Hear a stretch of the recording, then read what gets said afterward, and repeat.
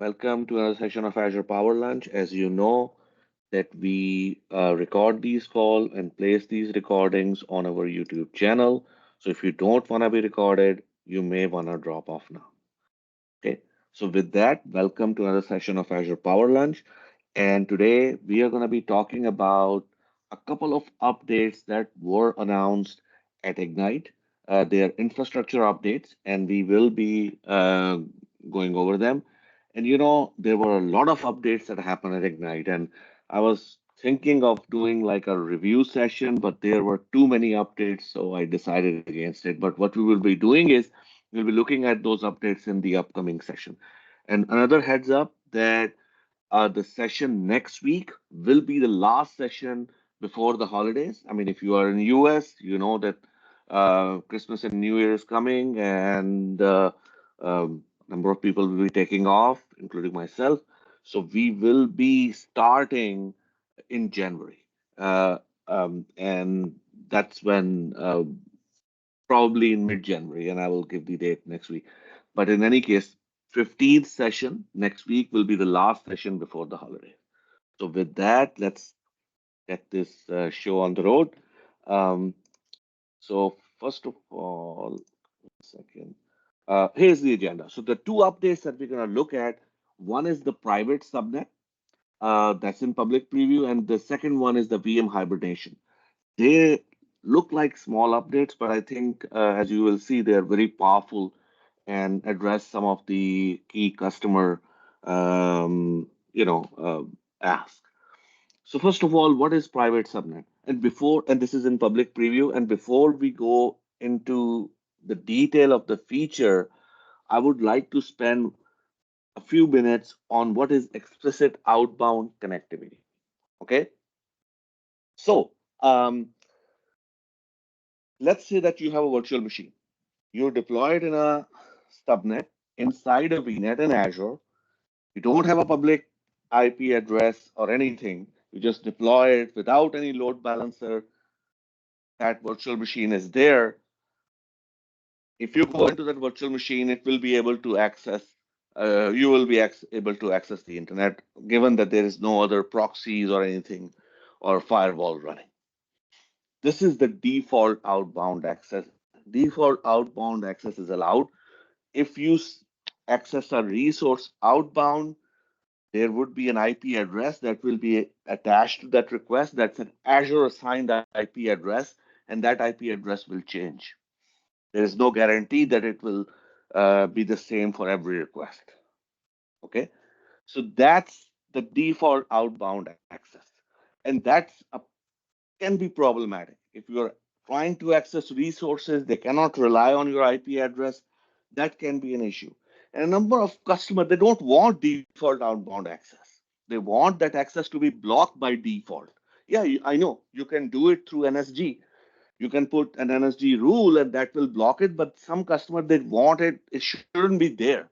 They don't want, because for them, it's a security or data exfiltration concern where they have something running there, where if let's say somebody get hold of that VM, a malicious actor, and it start kind of sending company data, confidential data to some malicious storage account, let's say, or data sources. So that's why they want the ability to block that access by default, you know, and only allow that access through explicit method. Like if you put an IP address on a VM, that's when you can do it. Or if you have a NAT gateway, you know, that's is another approach to do it. Or if you have a public load balancer that VM is sitting behind, that's another way of doing it. Okay, so these are the things that you can take advantage of to address this situation. So let me just pause the notification. Give me 1 second. Okay, that's good. So so that's why. That's why this uh, private outbound connectivity is important. Okay, and this is kind of a flow chart, like how this default outbound access is provided, and this is why this access, outbound access, default outbound access, blocking the default outbound access is recommended. Because as I said before, customer want the ability to access services outside through a predictable IP address or an IP address range. You know, where they want to use, like in the case of a NAT gateway, they can use a range. In the case of a load balancer, they can use an IP address or addresses. Same way with a if they assign a public IP address of on the VM itself, and the challenge becomes and because if you are using the default outbound access, that IP address, there is no guarantee, as I said before, that this IP address will stay the same. Any questions? Okay, so what we are going to do is we're going to jump directly into the demo. So let me show you what I have here. And oh, first of all, let me show you the command. So let me go in here, reconnect. This is my shell. And I just want to show you the command how you can create a subnet and assign it this property. So let me paste it here. I hope everybody can see it. Look at the last parameter. So this is basically I'm creating a subnet inside a VNet, and what I need to do is default outbound access is false. Okay. Once you do that, then at this moment, there is no outbound access that is possible. Okay, default outbound access. You can assign an IP, and that access will become public IP, and then you will be able to access it. But without that, no default outbound access. Got it? So now I have two VMs here, and just pay attention to the subnet. One is in this NZAPL Hibernate subnet, and then one is in a PRIV subnet. Okay. The only difference is that the second subnet, the PRIV-subnet, has the default outbound access enabled. One other thing you pay attention, both of these VMs do not have a public IP. Do you see a public IP? No. Same here. There is no public IP address attached to it. They're Linux VM, two VMs in two different subnets without any public IP. Let's take a look at what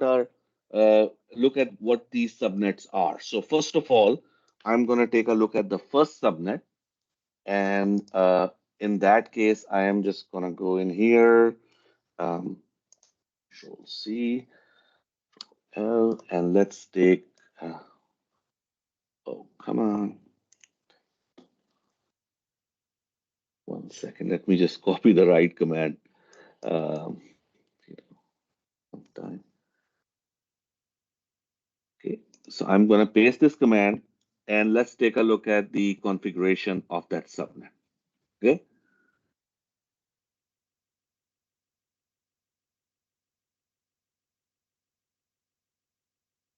Yes. So look at this. This is priv subnet, and this has default outbound access is false. Got it? Just keep that in mind. And now I am going to go for the other subnet, and let me show you what their setting is. I click on it, and this has the default. There is no outbound. So by the way, this setting is not there. It means that default outbound access is allowed. So one subnet allows it, the priv subnet does not allow it. And I will show you what impact does it have. So first of all, I'm going to go into the serial console since there is no public IP. So I'm just going to go directly. Oh, sorry, a question. Please go ahead.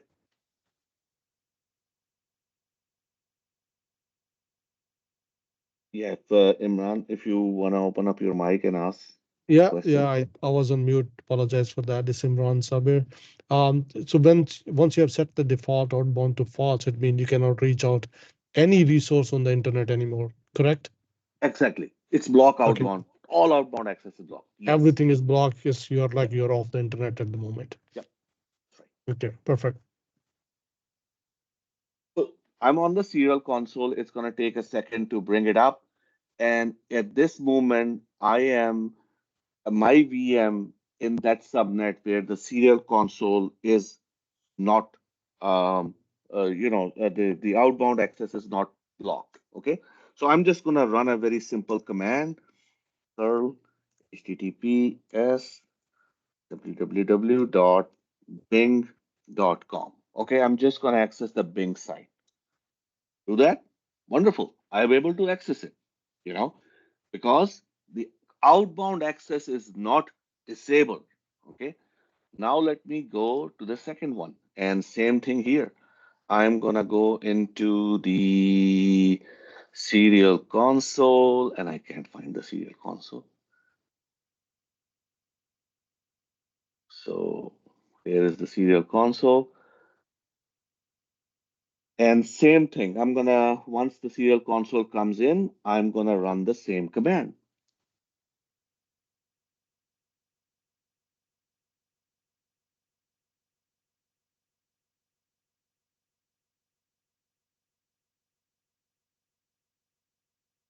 Dot bing.com.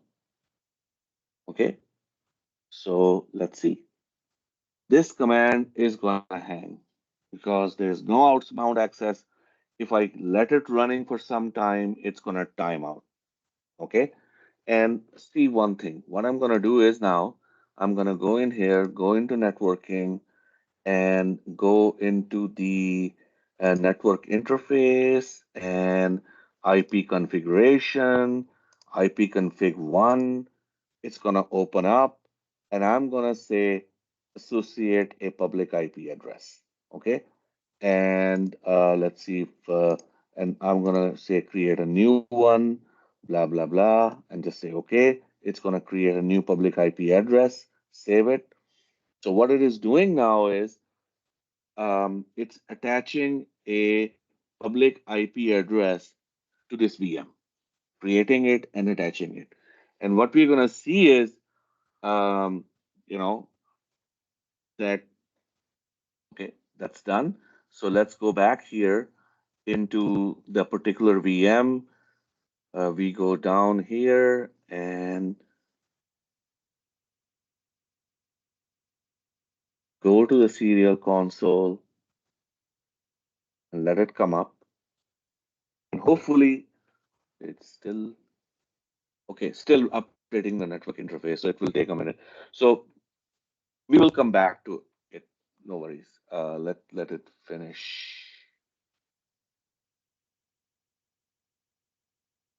Yeah, it's I think it's still running. So let's try it out. Let's see if it's still do it. So I'm just gonna run curl http bing.com, enter. Look, it's running. So the point is, you still can access it through the explicit um, IP address way, like assigning an IP address to a VM or putting it, behind a public load balancer or having a NAT gateway there. That's there.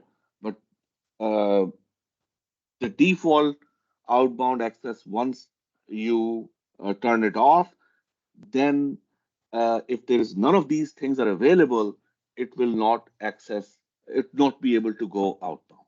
Okay. Hopefully everybody got that, what we are trying to convey. So any questions? So once we have signed a static to public IP, doesn't it require additional cost or Oh, absolutely. Yeah. Yeah. I mean, set everything of is. public IPs? Yeah, yeah, absolutely. I mean, doesn't matter. You assign public IP, there is a cost to associate with it. It's very small, but it's there. Mhm. Yes.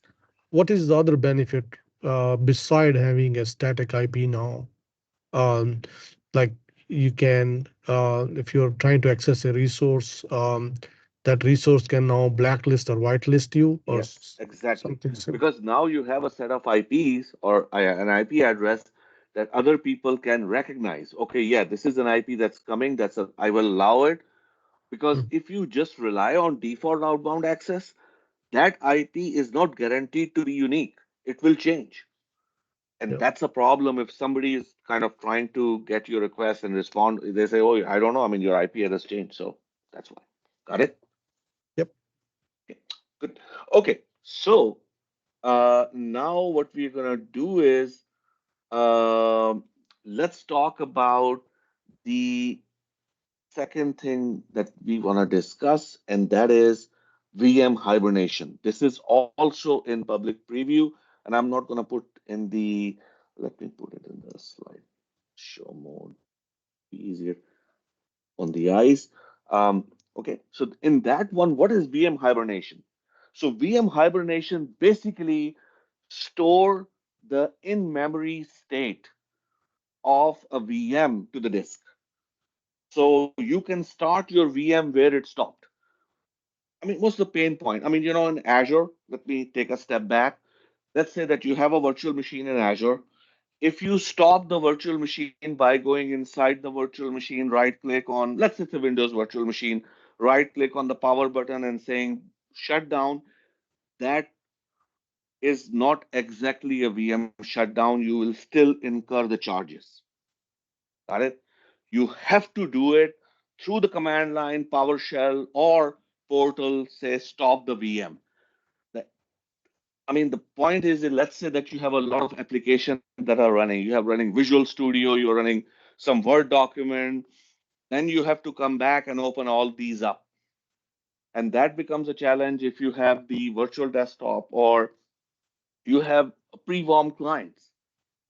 Like you have people who are working on these documents, and to save time, I mean, you don't want them to open all these applications up once they stop it. So that's where this feature comes in, where you can go in and you can say, okay, hibernate this virtual machine. What will happen is it will go into a hibernate deallocated mode where you will not be charged for the compute, same as stop and deallocate, but you will be charged for the rest of the stuff like disk, if any disk you're using. So very similar to the behavior that we have with stop and deallocate, except when you start your VM, it will start from whatever state that it is, uh,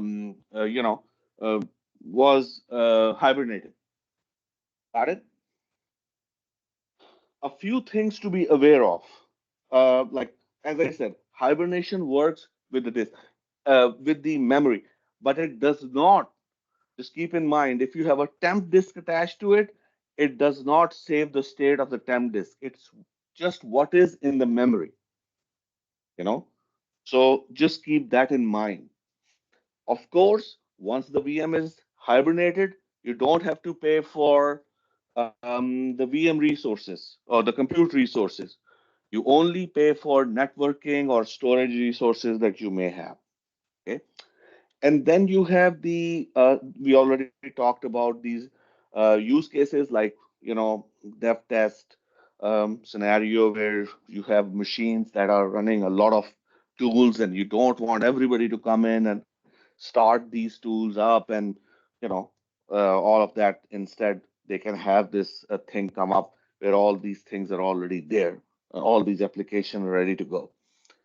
Some of the limitation. Number one, you cannot hibernate a VM at this moment, which is an existing VM. It has to be from the get go.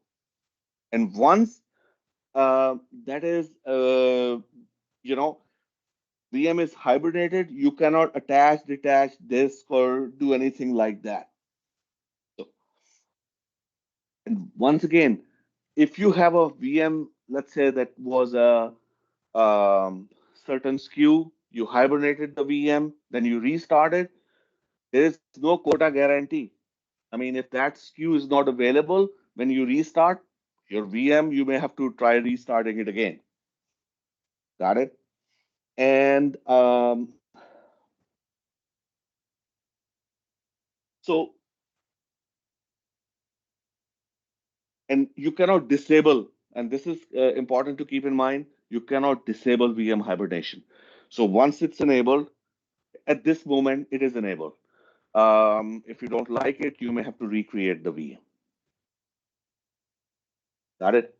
So let's take a look and see how this thing works. So first of all, I'm going to bring up a VM.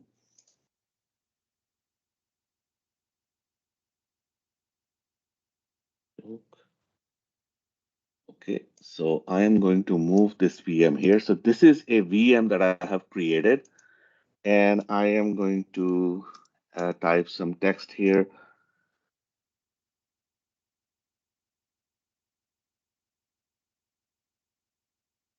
Okay, so, and I'm just going to keep this thing here, and let me just minimize it for a second.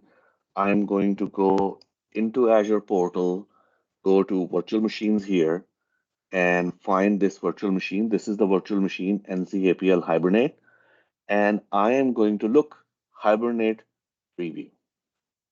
Okay, so and just one thing I want to mention while we are on this page, not every SKU is available, and not every region this feature is available. So there are certain SKU which supports this, and certain region which support this. So just keep that in mind. Okay, and for some reason, I followed the guideline. I could not, I mean, in my case, the hibernate button wasn't enabled. But the same thing I tried with the command line. Like, let me show you the command line that I used. Let's go in here. When creating the VM. So this is the command line that I used.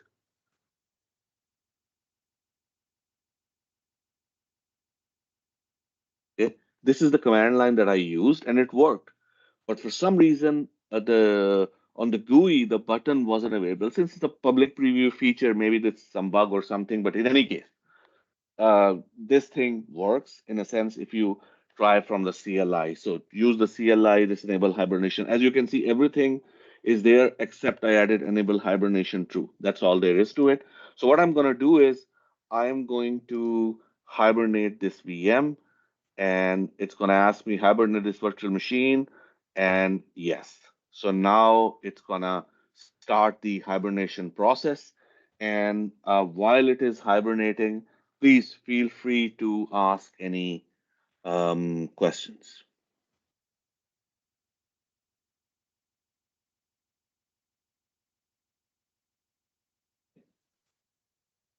And hopefully it doesn't take that much time. So let's see if it is being hibernated.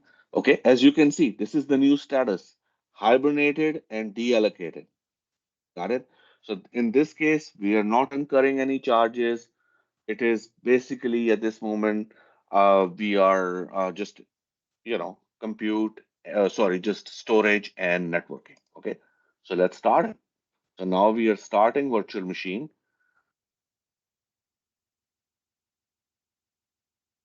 and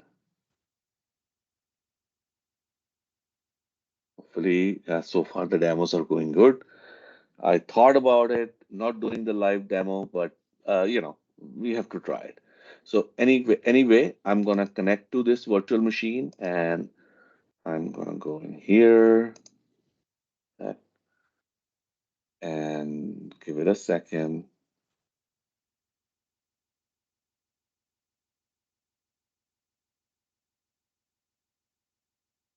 Okay, good. So download the RP file, and let's open it up, connect.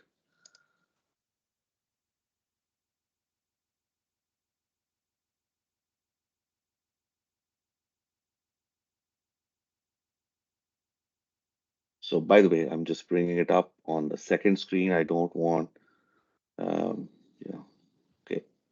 So let's bring it up here. Let's see. Here we go. You see, I mean, I know this is not many applications. I have a this thing open, and I have this, but just to give you an idea, I mean, we hibernated a VM with some data, we bring it back, all the data, all the memory that is there. Got it? So this is basically the two features that I wanted to share with you, you guys here. One is the private subnet, which is basically allows you to disable the outbound, default outbound access, to make sure that you use explicit method for the outbound access. The second one is the VM hibernation, which allows you to hibernate a VM now, where you can all the in-memory content is preserved, saved on the disk, and makes available when you bring that VM back up. And you don't have to pay for compute, you don't have to pay for anything extra. You just pay for storage and networking that you are using. So that's all there is to it. We have 2 more minutes. So any questions?